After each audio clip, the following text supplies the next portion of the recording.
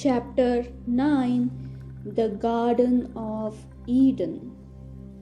Whether or not you have gotten any clear grasp of what has just been stated, do not discard it as impossible of comprehension.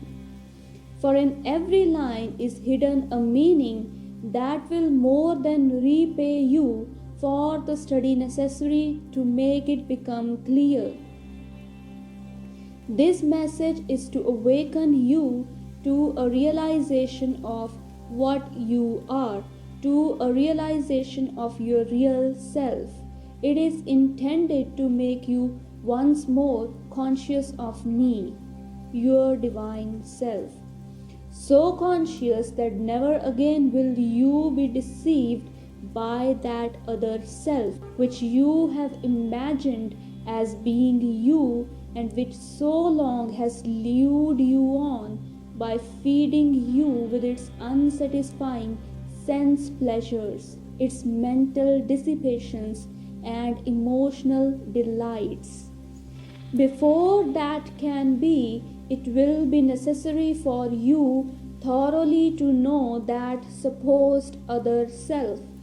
that self which you created by thinking it real and separate from me, and then kept alive by giving it the power thus to entice and deceive you. Yes, that self-created self with its purely selfish pride and ambitions and imagined power, its love of life, of possessions, of being thought wise or good,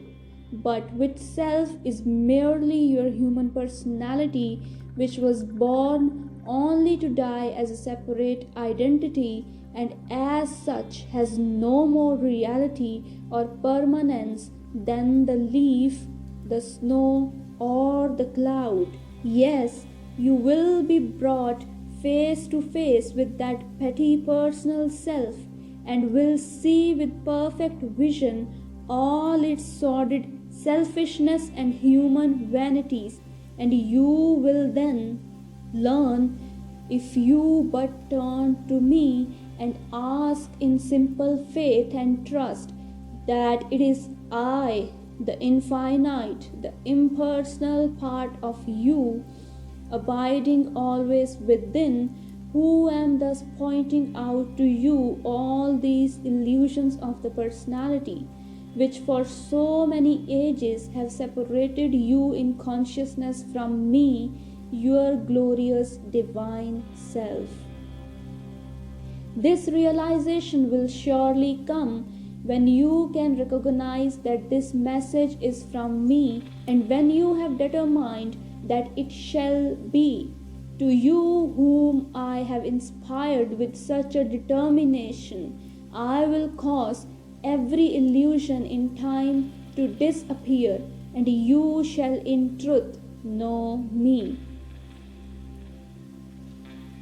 To you whom I have inspired with such a determination, I will cause every illusion in time to disappear, and you shall in truth know me. The exercise of your mind along these abstract lines will not hurt you. Instead, it is what your mind needs, for not until you can grasp my meaning when presented to you in ideas such as are herein contained, coming from without, can you perceive and correctly interpret my idea when I inspire you from within. Your mind I am thus preparing for use, not to gain more earthly knowledge, but in order that you can receive and give forth my heavenly knowledge to those whom I shall bring to you for that purpose. With a prayer to me, your own real self, your Father in heaven, that true realization may come, read carefully what follows. we have arrived in the course of our consideration of the process of unfoldment of my idea to where the I am of you manifesting in your immortal soul body or in the thought image created by my thinking is now ready to take on a substantial form, a form suitable for the earth expression of my attributes. This change from a mental to a mortal form took place after the manner and process of all thinking and creating, and is literally described in the Bible, where it says, I formed man of the dust of the ground and breathed into his nostrils the breath of life, and man became a living soul. Shall I explain further? That the quickening power within my idea or your soul proceeded to attract to it the various elements of life substance, and atom by atom and cell by cell in due course of time to mold and shape each into substantial reality. After the pattern of the thought image composing your soul body, thus forming an earthly outer covering, as it were, until finally your mortal form actually became manifest to the psychic sense, if not yet to what is called the physical sense, whereupon all being now prepared for this cyclic movement, you, my attribute, breathed into and then through its nostrils the breath of life, and you then made your first appearance on earth as a human being, a living soul. My idea now able to express consciously through a suitable earth medium, containing within yourself all of my attributes, all of my powers, and all of my possibilities. Thus were now manifest all the various mediums for the earth expression of my idea, and you, being one of my attributes, naturally had dominion over all of these mediums, or possessed the power of utilizing any or all of them, if necessary, for the full and complete expression of my attributes, powers, and possibilities. In this manner, and for this reason alone, did you and your brothers and sisters come into human expression. While in human form, yet your expression was so entirely impersonal that through self-conscious you still looked wholly to me within for inspiration and guidance. This then was the first condition into which you awakened when you entered into earth expression, and is what is called the Edenic state, or dwelling in the Garden of Eden. This Edenic state represents the celestial phase of impersonal consciousness, or that state in which you were still consciously one with me, thou now confined in a mortal medium of expression. Now I shall not tell you in detail how or why it became necessary for me to drive you out of the Garden of Eden, other than to remind you of the part that desire plays in earth expression, and its relation to my will, how it centers your interest in outer things and makes you forget me within. When you have solved that and comprehended somewhat of my reason, then perhaps you can understand the necessity of first causing you to fall into a deep sleep. You having arrived at the close of another cycle called a cosmic day, and of letting you dream you had awakened, but in reality you were and are still asleep. And everything from that day to this, including all seeming earthly events and conditions, have been but a dream, from which you will fully awaken only when you again become wholly conscious of me within, and of finding yourself no longer outwardly one, but two, one an active thinking aggressive part, thereafter called a man, and the other a passive feeling receptive part, a warm man or woman. Also, the necessity of these seeming earth influences being brought to bear to draw your consciousness from purely celestial delights and to hold it in this new dream condition in order to develop a mortal mind,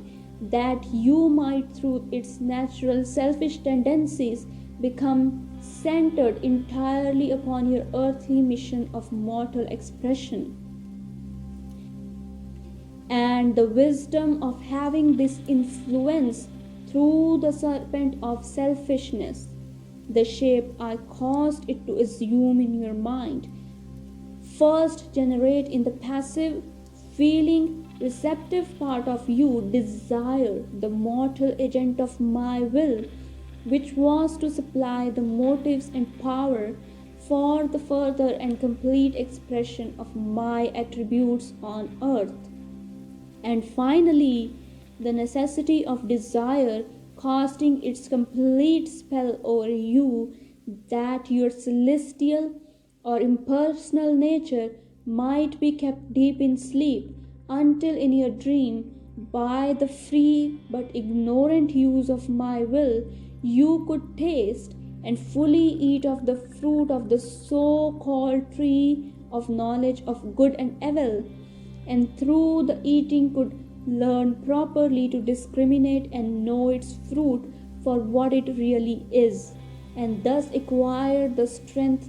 to use the knowledge thus gained wisely and perfectly in the expression of my idea only. You likewise possibly now can understand how in your dream you became more and more engrossed in and attached to this false earth state through first eating of this fruit and learning to know good and evil, and after learning of the new and enticing world thus opened up to you, dying to the knowledge of the reality back of it all, and how and why it was you learned that you were naked, both the thinking and the feeling parts of you, and also why you grew afraid and tried to hide from me, thus creating in your consciousness the sense of separation from me. Now perhaps you can see why this all had to be, why you had to leave the Edenic state of impersonal consciousness and lose yourself wholly in the earth illusion of this dream world, in order to be able to create a body and develop it in a personal or self-consciousness capable of fully expressing my perfection. Thus was born your human personality, and since its birth, I have impelled you to nourish, support, and strengthen it by filling you with longings, hopes, ambitions, and aspirations, with all the various manifestations of desire, which are but the human phases of my will, operating in the preparation and development of a medium capable of expressing perfectly my attributes on earth. And so I spake the word, and drove you out of the Garden of Eden, and clothed you with a coat of skin, or in other words, with flesh, the same as other animals, For now, in order that you might enter into the heart of earth conditions, into the real earth, the earth of my idea, not the one of your dream, so as to quicken my idea therein into active life expression, you, my attribute, had to have an organism and a covering appropriate to the conditions in which you were to manifest in your dream. Likewise, in thus giving you a coat of skin, did I, by so doing, provide my idea with a suitable form for earthly expression. I gave you the power to express yourself through a definite organism by means of words. In the impersonal, there is no use or necessity for words. Ideas alone exist and express. They simply are, for they are the expression of the various phases of my being. But in this dream condition, where every expression in these early stages of outer being had to have a form and substance that could be heard, seen, felt, smelled, or tasted, in order that its meaning could be clearly apprehended, there naturally had to be provided organisms capable of being used for the double purpose of expression and of understanding what was expressed. As my idea unfolded itself after your expulsion from Eden, you, one of my divine attributes, dwelling within my idea of that attribute in expression, in turn dwelling within the thought image of myself, and finally manifesting outwardly in the earth form of words, when impelled by my will in the guise of desire to express my meaning, began rapidly to increase and multiply. In your search for the most favorable conditions for the manifestation of your particular attributes, you gradually spread over the face of the earth, each containing many words, and all born of desire in the human mind to express in earthly terms the infinite phases of my idea, ever surging within. The more the human mind strove thus to express in words my idea, the greater and more abject the failure. In time will the great awakening come that all words are but symbols of one idea, and all ideas of whatsoever nature are but phases of one idea, my idea of myself in expression, and that all desire to express in words that idea without the consciousness of my will being the one and only source of inspiration is futile. Likewise, all desire to express that idea in living acts without losing all consciousness of your human personality, of your personal part in the acts, and centering yourself wholly in me is vain and fruitless, and will end only in failure, disappointment, and humiliation.